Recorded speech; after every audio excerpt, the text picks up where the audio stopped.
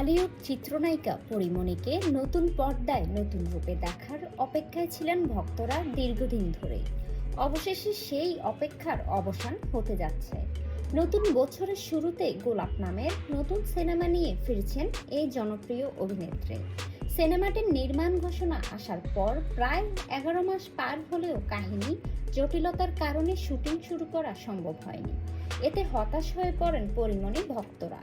তবে সব জটিলতা কাটিয়ে এবার শুটিংয়ের প্রস্তুতি চূড়ান্ত হয়েছে বলে জানিয়েছেন নির্মাতা শামসুল হুদা। তিনি জানান, গল্পের কিছু অংশের পরিবর্তনের প্রয়োজন হওয়ায় শুটিং পিছিয়ে গিয়েছিল। দীর্ঘ আলোচনা পরিমার্জনের পর গল্পটি নতুনভাবে সাজানো হয়েছে এবং সিনেমাটি ক্যামেরার সামনে যাওয়ার জন্য প্রস্তুত। গোলাপ সিনেমায় পরীমনির বিপরীতে অভিনয় করবেন অভিনেতা নীরব।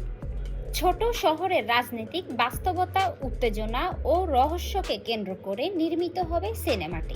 পরিকল্পনা অনুযায়ী সবকিছু ঠিক থাকলে আগামী বছরের ফেব্রুয়ারিতে গোলাপের শুটিং শুরু হবে বলে জানান নির্মাতা।